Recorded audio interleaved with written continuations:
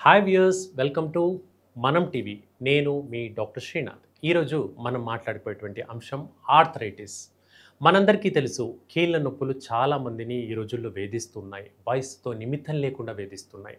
అయితే ఈ కీళ్ళ నొప్పులు రెండు రకాలుగా ఉంటాయి. ప్రధానంగా osteo arthritis and rheumatoid arthritis అనేవి ఎక్కువ కేసెస్లో మనం చూస్తూ ఉంటాం.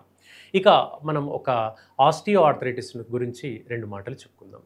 సహజంగా ఎముకల్లో అరుగుదల లక్షణాలు అంటే ఎముకల్లో గుజ్జు అరగడం మూలంగా, జాయింట్లో గుజ్జు అరగడం మూలంగా జాయింట్ అనేది విపరీతంగా నొప్పికి గురవడము, వాపుకు గురవడము, అలాగే నడకలో ఇబ్బంది, ఈ లక్షణాలు కనిపిస్తే వీటిని ఆస్టియో ఆర్థరైటిస్ లక్షణాలుగా మనం చెప్పుకుంటాం. ఈ లక్షణాలు ఎక్కువసేపు నిలబడి పనిచేసేటువంటి వ్యక్తులకు, మెట్లు ఎక్కడము, దిగడము ఎక్కువగా చేసేటువంటి వ్యక్తులకు, అలాగే గతంలో ఏవైనా గాయాలు అయిన తర్వాత కోలుకునేటువంటి వ్యక్తులకు ఈ ఆస్టియో ఆర్థరైటిస్ లక్షణాలు కనబడతాయి. ఇంతే కాకుండా బరువు అధికంగా ఉండేటువంటి వ్యక్తులకు కూడా ఈ కీళ్ల నొప్పులు కనపడతాయి.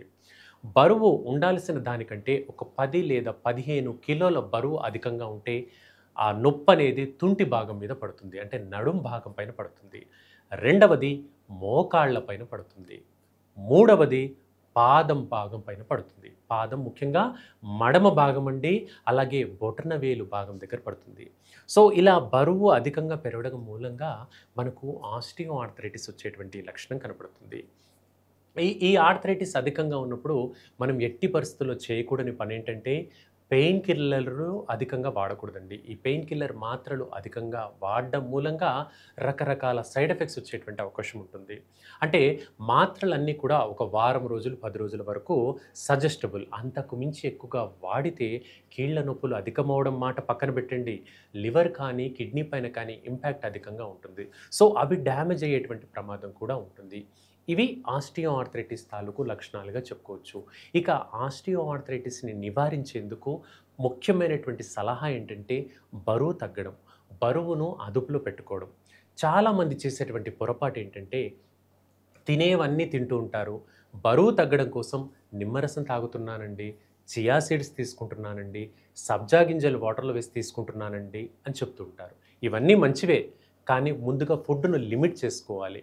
ఫుడ్‌ను లిమిట్ చేసుకున్న తర్వాత ఇవి చేసుకుంటే చాలా మంచిది. అలాగే మన అలవాట్లల్లో అధికంగా మైదా అధికంగా ఉండేటువంటి ఫుడ్ వల్ల కూడా బరువు పెరుగుతారు. అలాగే మిల్క్ ప్రొడక్ట్స్‌ని చాలా వరకు తగ్గించుకోవాలి.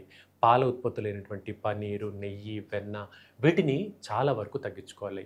అప్పుడు బరువు తగ్గేందుకు దోహదపడడమే కాకుండా మనకి నొప్పులు కూడా కంట్రోల్ అవుతాయి. ఇవి ఆస్టియో ఆర్థరైటిస్ అనేటువంటి కీళ్ళ నొప్పులకు సంబంధించిన అంశాలండి. ఇక రెండవ టాపిక్‌లో మనకు రుమటైడ్ ఆర్థరైటిస్ అని మనం చెప్పుకోవచ్చు. ఈ కీళ్ళ వాతంలో కీళ్ళ నొప్పులే కాకుండా ఒక పెక్యూలియర్ పాయింట్ ఉంటుంది. చాలా మందిలో కళ్ళు దురద పెడుతుందండి. కళ్ళెమ్మట నీళ్లు రావట్లేదు. కళ్ళు బాగా డ్రైగా మారిపోతున్నాయండి అంటారు. మనం అనుకుంటాం కంటికి సంబంధించి డ్రై అయింది కాబట్టి కంటి డాక్టర్‌ని కలవాలి అనుకుంటారు. కాదండి. కీళ్ళ వాతంలో కూడా కళ్ళు బాగా డ్రైగా మారిపోతాయి. రుమటైడ్ ఆర్థరైటిస్ అనేటువంటి కీళ్ళవాతంలో కళ్ళు బాగా డ్రైగా మారిపోయి కళ్ళెమ్మట నీళ్లు రావు. అంటే బాగా డ్రైగా మారి దురద, మంట విపరీతంగా కలిగిపోతుంది. ఇంకొక చిన్న పెక్యులర్ పాయింట్ మనకి కీళ్ళవాతంలో కనపడుతుంది. శ్వాస పీల్చుకోవడానికి ఇబ్బంది కలుగుతుంది. మనం అనుకుంటాం ఆయాసం రాగానే డాక్టర్ గారిని కలిసి ఛాతీ ఎక్స్‌రే చేయించుకోవడము, బ్రీతింగ్ ఇష్యూస్ ఉన్నాయి కాబట్టి ముక్కుకు సంబంధించి ఏంటి డాక్టర్‌ని కలవడం లాంటివి చేస్తుంటాం. కాదండి. కీళ్ళ వాతం ఉండేటువంటి వ్యక్తులకు ఊపిరితిత్తులను కవర్ చేసేటువంటి ఒక సన్నటి పొర ఉంటుంది. దీన్ని ప్లూరా అంటాము. సో, ఈ ప్లూరా వాపుకు గురవడం మూలంగా శ్వాస పీల్చుకోవడం ఇబ్బందికరంగా మారుతుంది. చూస్తున్నారా?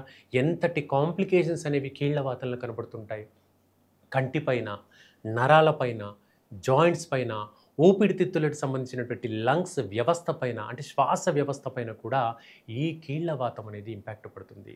ఇక ఈ రుమటైడ్ ఆర్థరైటిస్ అనేటువంటి కీళ్ళవాతంతో బాధపడుతున్నటువంటి వ్యక్తులు ఎట్టి పరిస్థితుల్లో తీసుకోకూడని ఆహారం ఏంటంటే దుంపకూరలండి. ఆలు, చామగడ్డ ఇలా దుంపకూరలు ఎట్టి పరిస్థితుల్లో తీసుకోవద్దండి.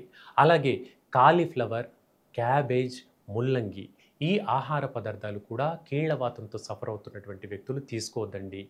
వీటి వల్ల కీళ్లవాతం అధికంగా అయ్యే అవకాశం ఉంటుంది. సో ఇదండి ఈరోజు రుమటైడ్ ఆర్థరైటిస్ టాపిక్. రేపు ఇంకొక మంచి వీడియోతో మనం టీవీలో కలుసుకుందాం. Keep watching. Thank you.